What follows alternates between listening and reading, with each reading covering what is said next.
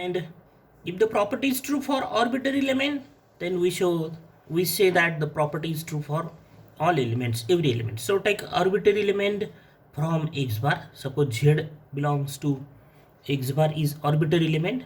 If we show this x bar, if we show this z belongs to y bar, then we say that every element of x bar present in y bar. So as z belongs to x bar, therefore z is related to x by using the definition of equivalence class.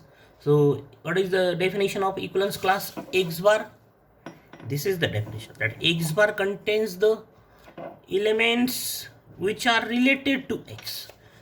Z belongs to x bar, there we have z belongs to x bar, therefore z is related to x. And our assumption is what? X belongs to y bar. This is our assumption, and this implies x belongs to y bar implies x is related to y. So what we have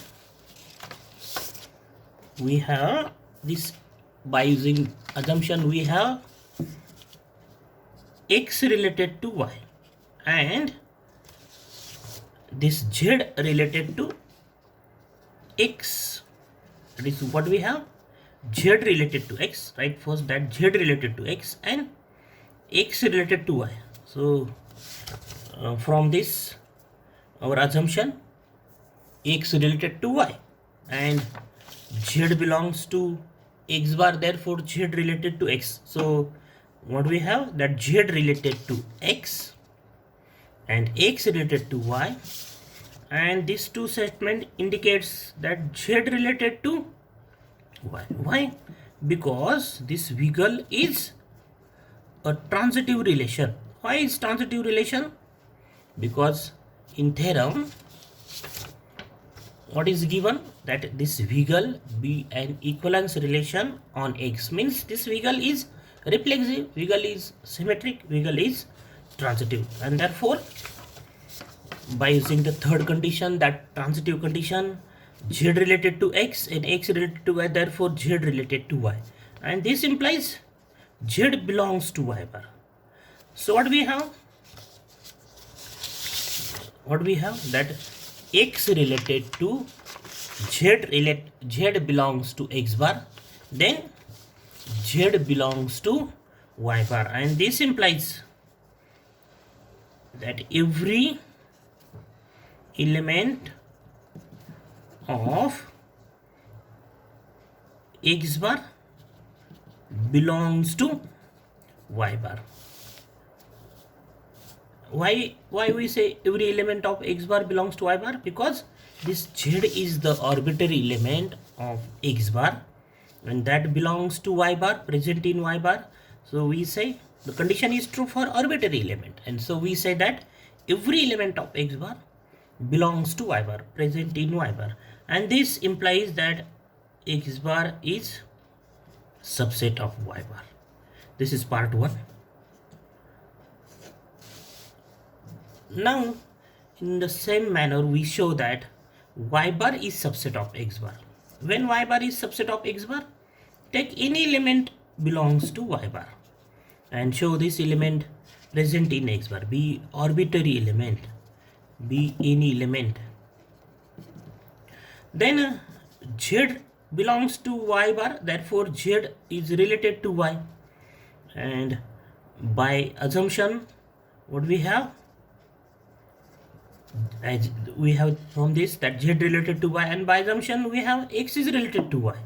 So what we have, z is related to y and y is related to x. Why we can write x related to y instead of x related to y, y related to x? Because this wiggle is a symmetric relation. Wiggle is equivalence relation, that's why wiggle is symmetric relation, and if the relation is symmetric, then x related to y implies y related to x, and now we have x z related to y, y related to x, therefore z related to x as y, because wiggle is a transitive relation. Write reason on the right side of the statement, that why this z related to x, because z related to y and y related to x, and this implies z belongs to x bar by using the definition of equivalence class. And z related to x, therefore z belongs to x bar, and z is the element of y bar, and then z belongs to x bar. So we say that every element of, therefore we say that every element of y bar belongs to x bar, present in x bar, and this implies y bar is subset of x bar. Suppose this is second one. Then from 1 and 2 we have x bar is equal to y bar. Why we have x bar is equal to y bar? Because x bar is subset of y bar. Here we have x bar is subset of y bar, and y bar is subset of x bar. Therefore x bar is equal to y bar. This is the part 1. Then part 2 of the theorem number 2. What is theorem number 2? That x bar, x belongs to y bar if and only if x bar is equal to x bar. X bar is equal to y bar. Then assume this Q. Assume that in part 2 x bar is equal to y bar, and to show x belongs to y bar, the second part of this theorem number 2, that x belongs to y bar if and only x bar is equal to y bar. So this proof of this theorem, this is if and only if type theorem.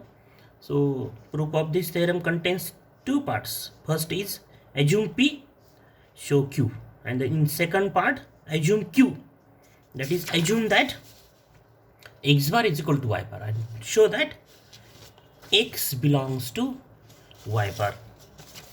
Okay, so when x belongs to y bar, if x related to y, as this wiggle is reflexive relation, and therefore what we have, every element related to itself, that is x related to x, and as x related to x, therefore x belongs to x bar, and x bar and y bar both are same, so x belongs to y bar. So what do we have? X belongs to y bar, that is this statement, x belongs to y bar. And so from part 1 and 2 we say that, what we have? We have that x belongs to y bar if and only if x bar is equal to y bar. This is the proof of second theorem. Then the third theorem, that is we have to show any 2 equivalence classes are either identical or disjoint. That is, we have to show this, either x bar is equal to y bar or x bar intersection y bar is empty. So to prove, what do I have to prove? That x bar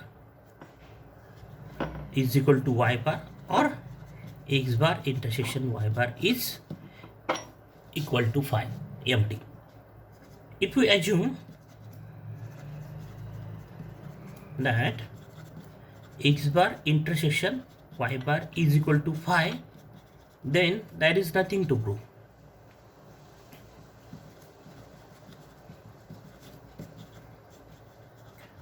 Then there is nothing to prove, because when this statement is true, this compound statement, x bar is equal to y bar or x bar intersection y bar is phi, this statement is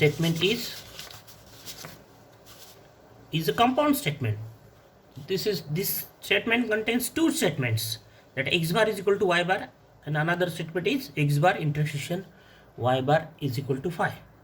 So, and these two statements are joined by the logical connectives OR, and we know that when P or Q, when P or Q is true,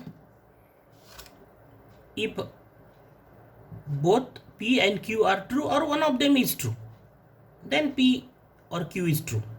When P or Q is true, if one of them is true, and when this P or Q fails, if both are, when this P or Q is false, if both P and Q are false. Okay, so if we assume this is true, if we assume x bar intersection y bar is equal to phi, then this total compound statement, this whole statement is true, and so there is nothing to prove, and that's why assume that, and so assume that x bar intersection y bar is not equal to phi. That is, the statement is false, not equal to phi. And then now do I have to prove another statement is true, that x bar is equal to y bar. To prove x bar is equal to y bar, x bar is equal to y bar. So as therefore this x bar intersection y bar is empty means this set x bar intersection y bar contains at least one element. So let z belongs to x bar intersection y bar. Why at least this set x bar intersection y bar, this set is not equal to phi, means this set is non-empty, means set contains at least one element. So suppose z is the element of x bar intersection y bar, and therefore z belongs to x bar and z also belongs to y bar. What is the intersection of two sets? Intersection of two sets is the set of common elements that belongs to both sets. So z belongs to x bar intersection y bar, therefore z belongs to x bar and z belongs to y bar, and z belongs to x bar, therefore z related to x, and z belongs to y bar, therefore z related to y, by using the definition of equivalence class. And this implies we write instead of z related to y as x related to y, x related to z. Instead of z related to x, we write x related to z. Why? Because this wiggle is symmetric relation, and therefore if z related to x, then x related to z, and this z related to, right, as it is z related to y. So what we have, x related to z and z related to y, and this wiggle is a transitive relation, are given in theorem that the relation is reflexive, symmetric and transitive. Therefore x related to y, because x related to z and z related to y, therefore x related to y, as the relation is transitive, and this implies x belongs to y bar by using the previous theorem, my theorem number 2, that is x related to y. This is by using the definition of equivalence class, that x is the related to y, therefore x belongs to y bar, and then this implies x bar is equal to y bar by theorem number 2, that x belongs to y bar, that's why x bar and y bar both are same, and so this is true, and therefore one of them statement out of these two, x bar is equal to y bar or x bar intersection y bar is empty, is true, and therefore we say that A need two equivalence classes. Therefore what we have, A need two equivalence classes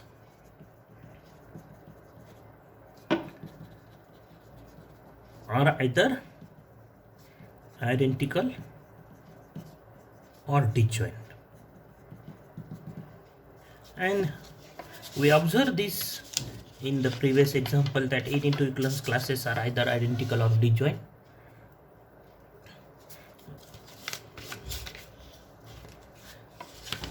Observe this example. R, suppose instead of R write vehicle, this vehicle. So in this relation, what do we have? This vehicle is the equivalence relation. Under this, the equivalence classes, if we observe these four equivalence classes, then we observe that any two equivalence classes are either identical. For example, A bar and B bar are identical. Or if we observe A bar and C bar, then these two equivalence classes are what? Disjoint. Intersection of A bar and C bar is empty. Intersection of A bar and D bar is empty. Intersection of B and C is empty. B bar and C bar is empty. That is, any two equivalence classes are either identical or disjoint. Any equivalence relation, we have equivalence classes, and that equivalence classes satisfies these three properties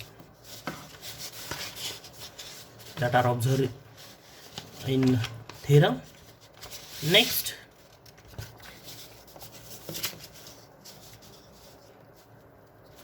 partition of set. The partition of set. Definition of partition of set. Let X be any set, then partition, suppose denoted by capital P, is the set of subsets of X satisfying the following properties. Number one, the union of all Pi is equal to capital X. What are these Pi? Pi are the elements of P. All elements. Union of all Pi is X, is the set X, and the second condition is two elements, any two distinct elements are disjoint, their intersection is empty for all Pi and Pj belongs to P. That is, the intersection of two elements from the capital P is empty. For example, let X be the set, contains four elements A, B, C, D. Then the partitions,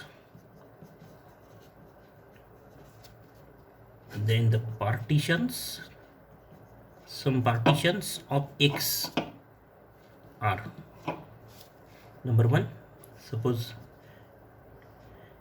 denoted by capital P, and this is the set of sets, subsets.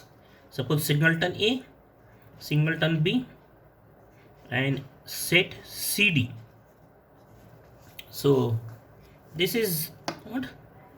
This is one of the partition of the set X, because this set satisfies this property, that is